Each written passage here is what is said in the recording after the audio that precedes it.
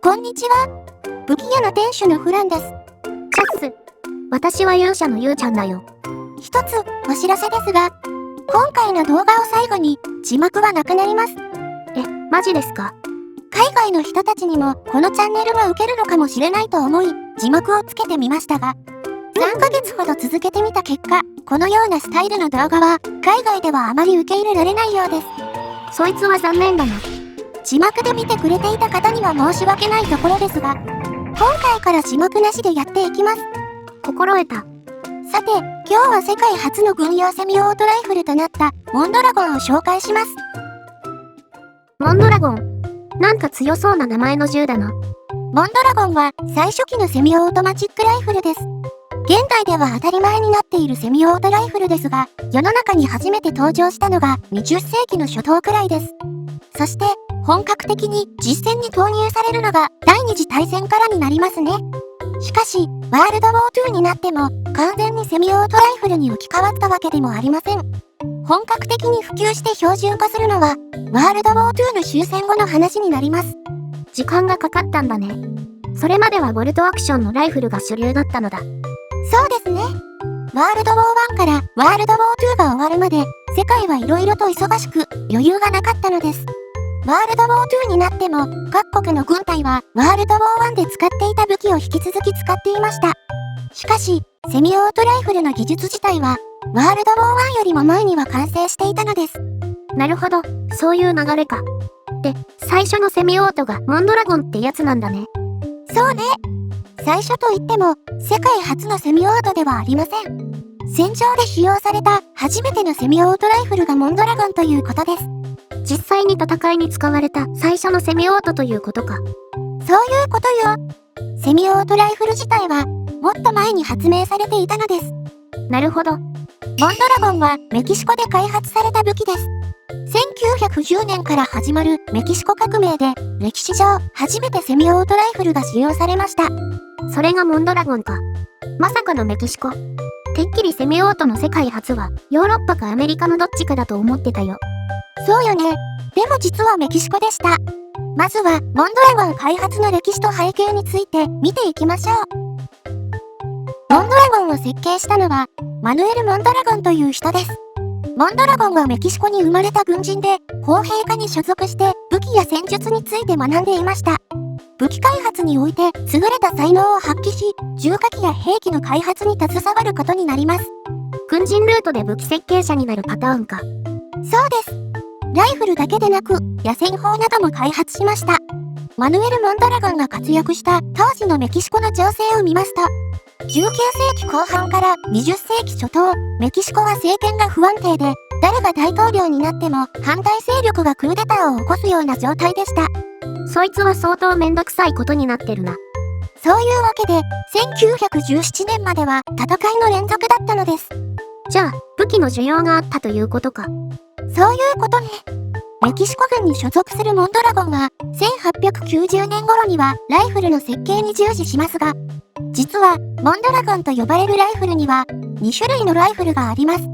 ボルトアクションとセミオートです。同じ名前の別のライフル？ウィンチェスターやコルトみたいに、モデルなんとか、みたいな感じかな。そういう感じですかね。モンドラゴンは、最初に M1894 というボルトアクションライフルを作りました。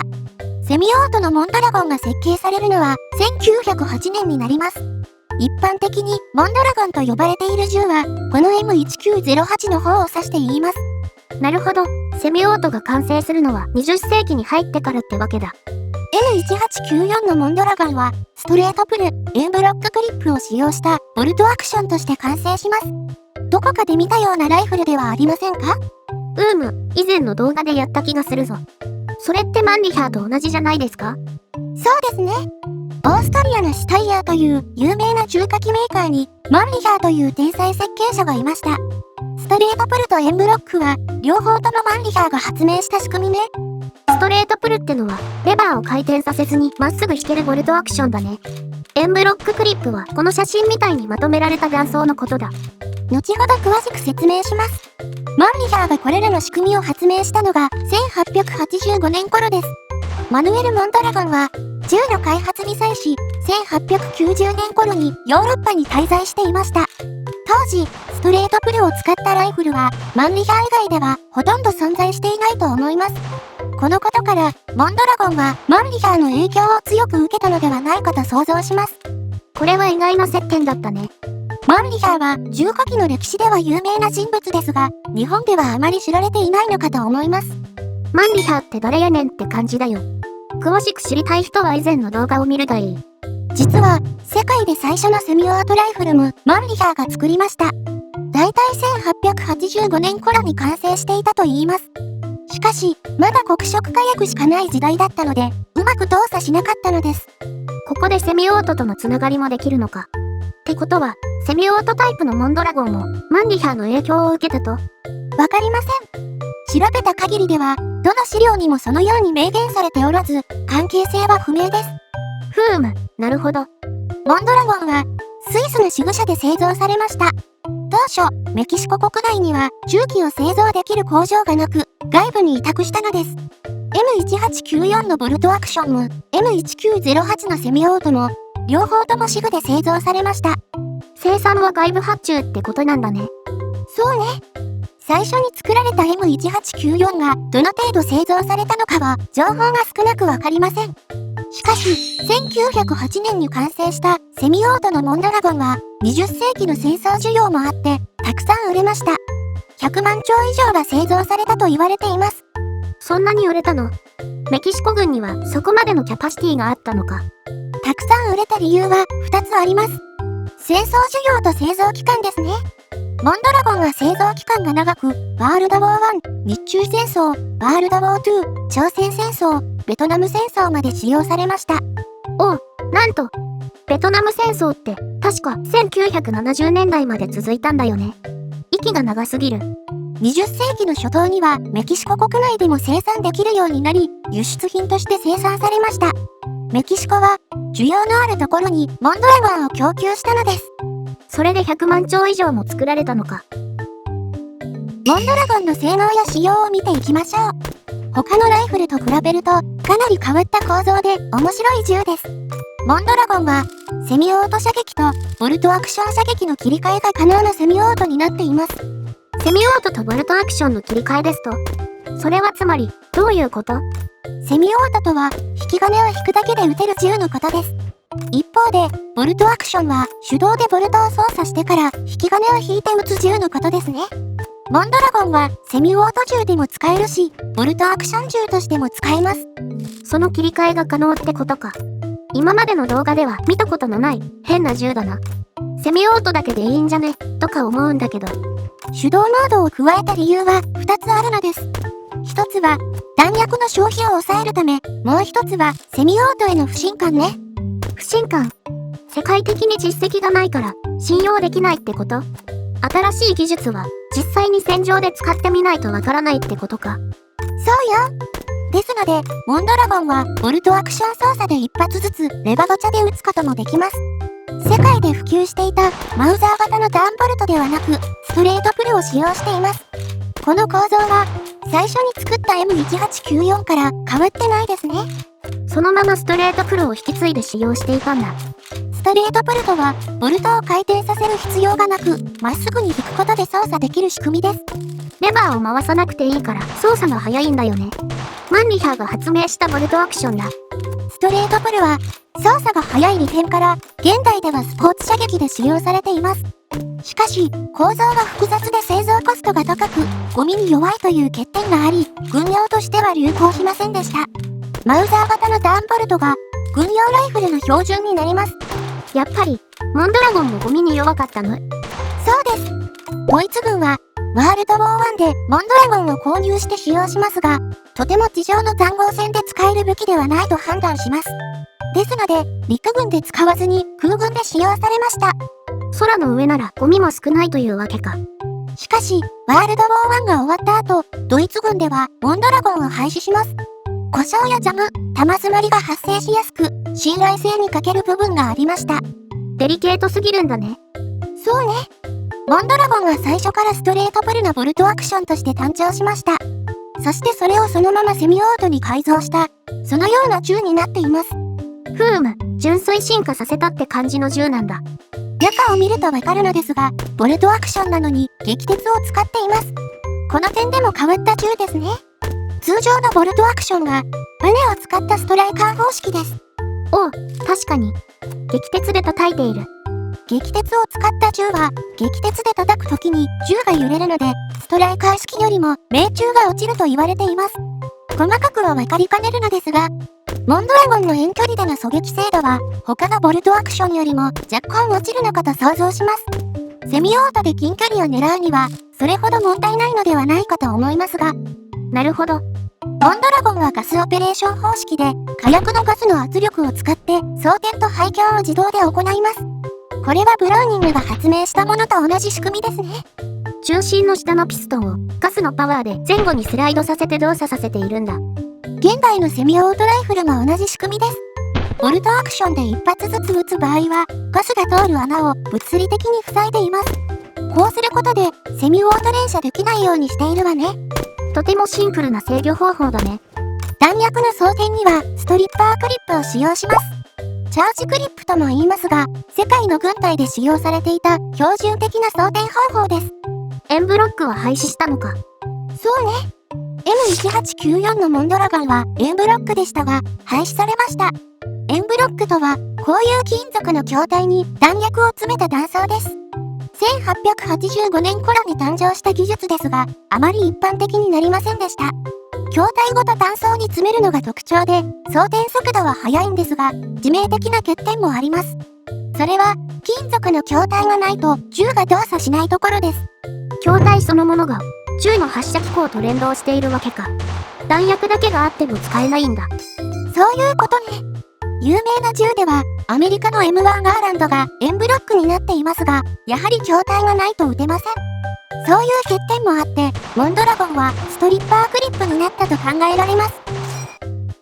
次は攻撃力などについて見ていきます。使用弾薬はマウザー弾を使用しており、非常に高い威力を持っています。マウザーは、ドイツ軍の標準的な弾薬で、世界トップレベルの破壊力を持っています。7.92mm マウザーってやつだね。マウザーが撃てるなら、攻撃力は相当高い。ってなると、射程は800メートルくらいあるのか？だいたいそのくらいですね。世界の主要国のライフルと比べても遜色ない性能です。弾倉には8発が装填できます。他のライフルよりも装弾数が多いね。そうね。ドイツやアメリカ、日本など主要国のライフルは5発装填が主流でした。イギリスのリー・エンフィールドは10発の装填が可能でしたが、モンドラゴンもリー・エンフィールドのように装弾数の多さを活用した戦術が使えるかもね。4発のチャージャーを2回使って装填しています。しかし、バージョンによってはマガジンが20発以上、30発や100発のマガジンもあるようです。おう、かなりの装弾数だ。しかし、使っている弾薬が強すぎるので、連射時の制御が難しいという欠点があります。これはモンドラゴンに限らず、最初のセミオートライフルの共通の問題でもありますが、そういうことか。連射するには、弾薬のパワーが強すぎる問題だ。単純な数値のスペックで見れば、モンドラゴンは非常に優秀な武器ですね。しかし、ストレートプレイへの欠点が目立つのかな、と思います。ゴミに弱く、高価で複雑。軍隊に好まれるような、安くて頑丈でシンプルな武器ではないですね。確かに。数値上は高水準でまとまってはいるけど、欠点も目立つって感じだ。最後にもう一つ、おまけの話をしようと思います。おまけとはね。サービスいいな。1894年、最初に登場したボルトアクションのモンドラゴンですが、実は、引き金を引かなくても撃てるボルトアクションでした。どういうことですか？通常のライフルは、レバガチャ操作して弾薬を薬室に詰めた後に引き金を引いて撃ちます。しかし、M1894 モンドラゴンには速射モードというのがついていました。このモードに切り替えると、薬室に弾薬を装填した時点でファイアリングピンが動作します。